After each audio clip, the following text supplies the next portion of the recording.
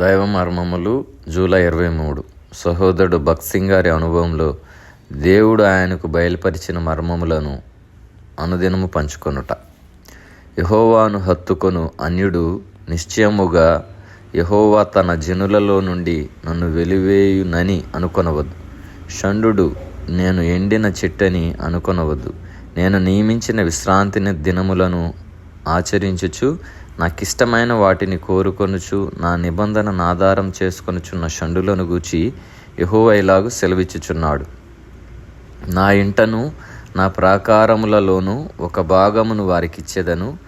కొడుకులు కూతుళ్ళు అని అనిపించుకొనుట కంటే శ్రేష్టమైన పేరు వారికి పెట్టుచున్నాను.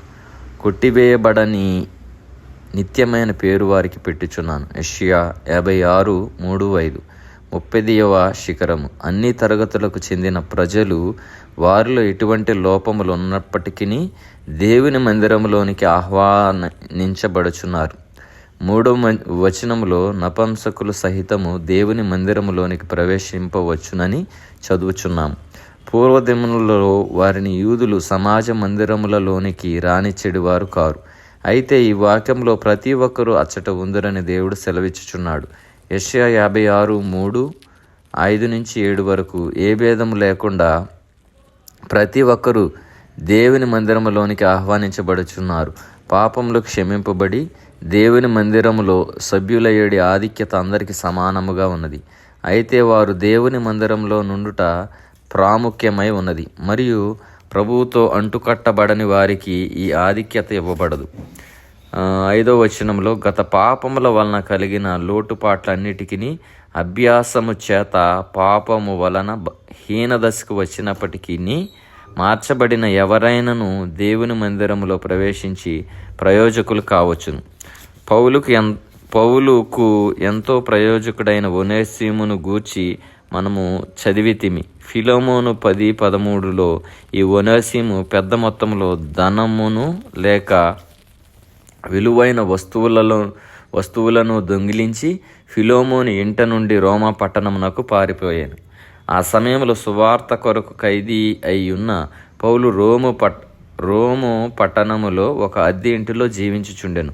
తన యజమాని ఇంటి నుండి దొంగిలించిన డబ్బంతయు ఖర్చు అయిపోయిన తర్వాత ఆ ఒనేసిము అచ్చటనే ఉన్న పౌలును జ్ఞాపకం చేసుకొనెను.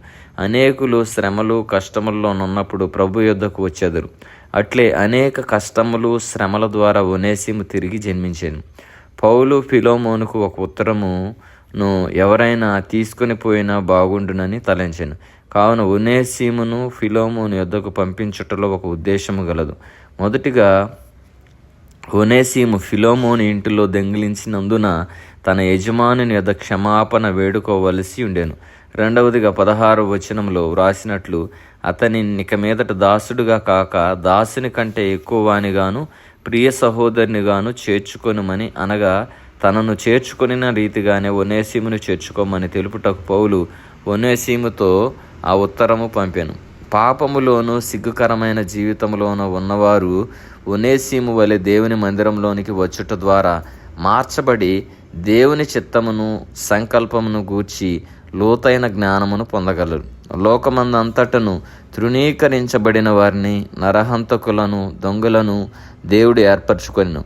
వారే తుదకు గొప్ప దైవజనులుగా మారిరి. అట్టి వారిని దేవుడు ఎన్నుకొని పరిశుద్ధులనుగా మార్చగలడు.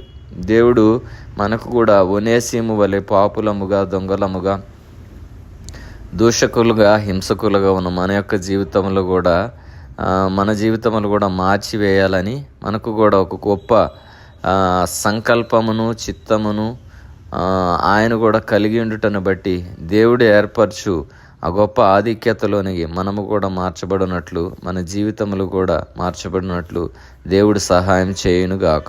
ఆమెన్.